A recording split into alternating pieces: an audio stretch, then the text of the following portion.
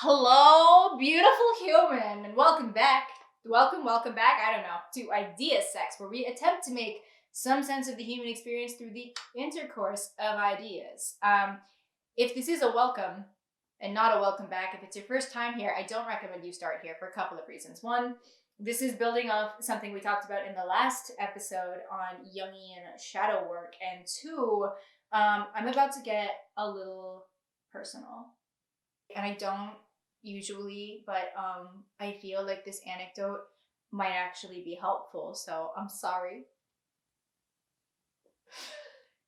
It's very personal, but I thought I was a velociraptor until I was like 13. Oh, did you think I was serious? I was. The part about, I was serious about thinking I was a velociraptor until I was 13. I was not serious about being afraid to tell you that I was a velociraptor. Thought I was a velociraptor until I came into this world a dinosaur. I would leave this world to God. I can actually make this really intense dinosaur noise. Do you want to hear it? I'm gonna show you anyway.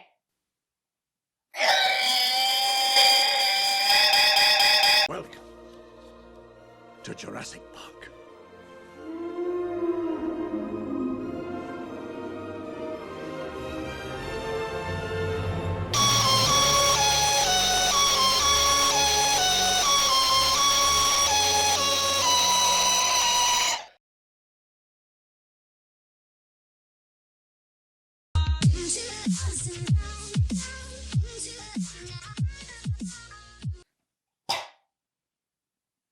And believe it or not, whatever it is you just witnessed has earned me friendship as an adult, but as a child, I'm sure you could imagine, like 0 cool points, approximately 0. I hesitate to say I was bullied because for most of my life, I've been the kind of person that hits back, but I certainly felt as though I did not belong among my peers. I belonged in Jurassic Park, with a mouthful of young Jeff Goldblum.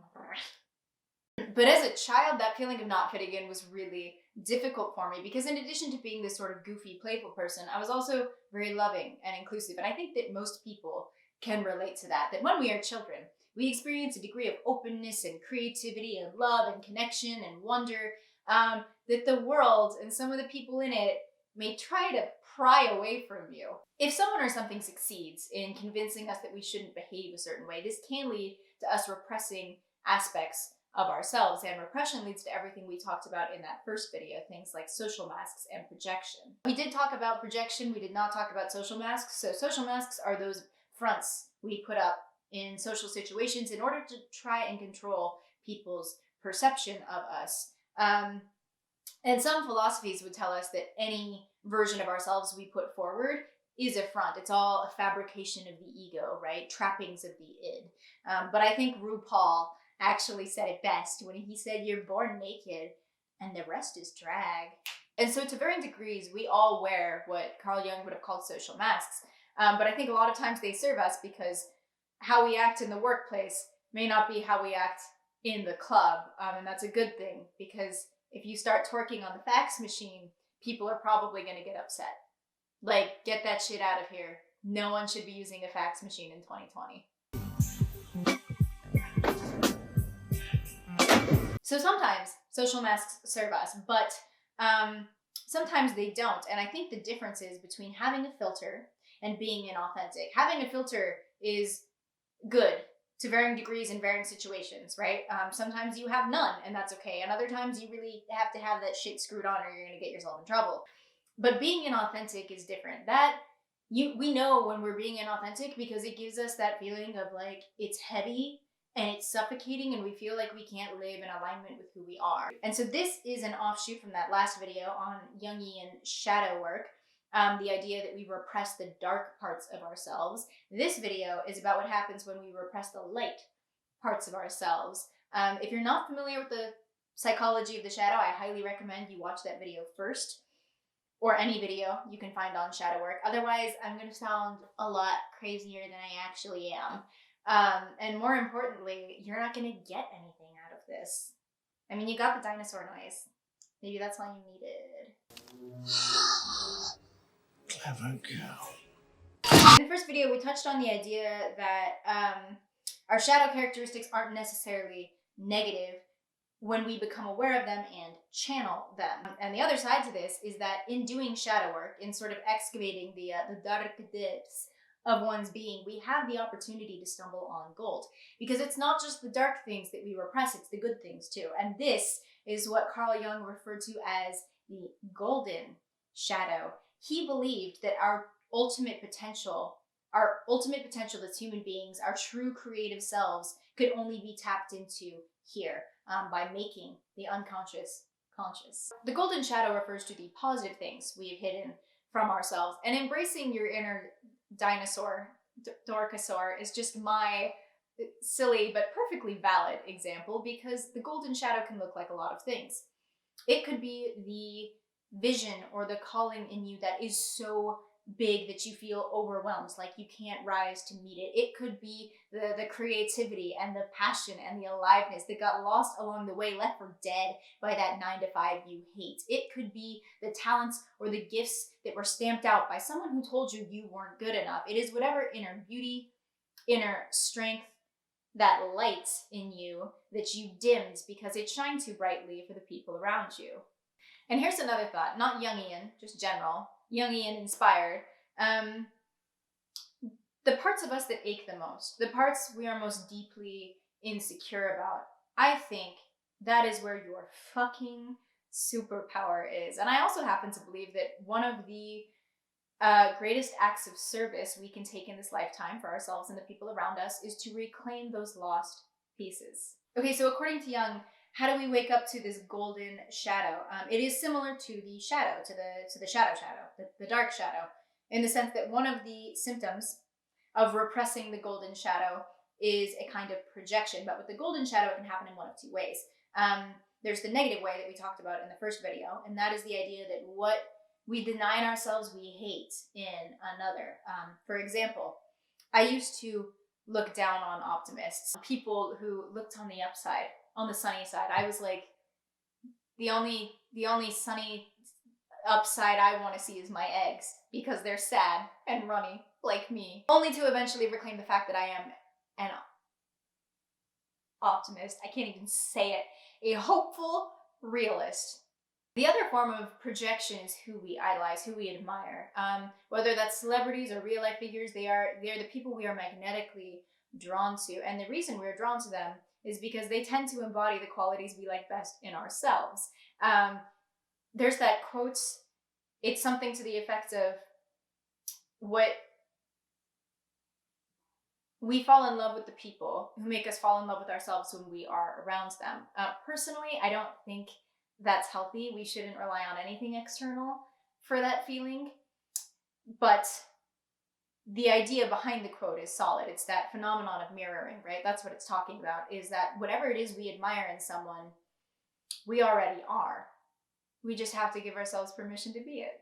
So why do we repress these things, especially if they're positive and we actually like them in ourselves? I think there's a good reason. I think it's probably evolutionary, because collectively, as a species, we fear judgment more than anything else. Public speaking is the number one fear for a reason. And our caveman ancestors used to have a lot to be afraid of. Saber-toothed tigers, freezing to death, starvation, still unfortunately the case in some parts of the world. But probably the most dangerous thing for our ancestors was exclusion from the tribe. That meant certain death. If you didn't have tribe, you died. That is the not-so-secret secret of our species' evolution. It is the reason we're the apex predator on this planet, because we are so good at working together and communicating when we want to. And so social acceptance literally used to be a matter of life and death. And hundreds of thousands of years later, it still can feel like a matter of life and death. But whenever I get frustrated with these kinds of limitations, I just remind myself that humans are basically hairless monkeys that have figured out how to manipulate electricity.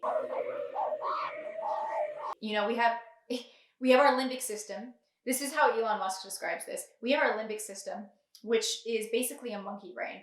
And then we have our neocortex, the front part of our brain, the newer, more rational part. This thing is actually a fucking supercomputer, but it plugs into the monkey brain. So if you've ever done something that confused you, or other people do things that you don't understand, that's probably why. That's why we do things all the time that don't serve us. And that brings me to my favorite question to ask on this channel, which is, does it serve us? Does hiding who we are serve us?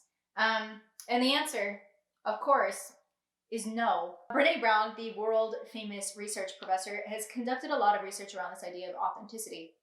And she's basically come to the conclusion that authenticity is one of the most rewarding yet challenging things we can do in a lifetime. And I say do, not be, because she defines authenticity as a practice. It is not, we aren't authentic.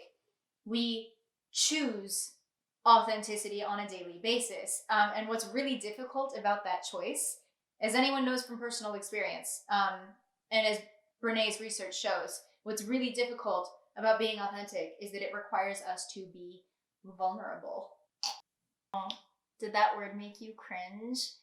Me too. And that's because vulnerability is perceived as weakness in our society. But Brene Brown is turning that idea on its head. Her work is revolutionary because her entire body of work is basically testament to the idea that all the things we want out of life, all the beautiful things, the good things, like joy, connection, belonging, authenticity, love, all of that comes from having to be vulnerable, from having to be open. Ugh. So the way I look at that is anyone can go through life armored to the teeth, but it takes some serious balls to cast off the armor and charge into the battle of life. Be like, yeah, I'm butt-ass naked and you still can't touch me. That is the epitome of fearless living. But doing that is potentially fighting an uphill battle against our evolutionary conditioning. Our monkey brains really don't serve us here. So it helps to reframe the situation. Rather than worrying about what we have to lose, we can ask ourselves, what do we have to gain by being real? And the idea I'm playing with is that when we are authentic, the right people gravitate into our life. The wrong people don't stick around, and that's okay. We don't need everyone to like us, period. But also according to science. There was a thing called Dunbar's number, and that number is 150. 150 is your maximum capacity for fucks given. Dunbar was an anthropologist that basically used neuroimaging, math, and like just paying attention to realize that humans work best in networks of 150. That's when we're most cohesive. Anything more than that, and we start to splinter off into other groups. There's a biological reason for this, but suffice to say that our brains basically limit us to 150 meaningful contacts. And, you know, that's why we don't know 80% of the people on our Facebook. That is not to say that we can't take a genuine interest in everyone we meet and treat everyone with respect and kindness. All it tells us is that our emotional bandwidth is limited. Dunbar tells us we have 150 meaningful contacts, we have 15 good friends, and we have 5 people in our innermost circle. And Tim Ferriss echoes that.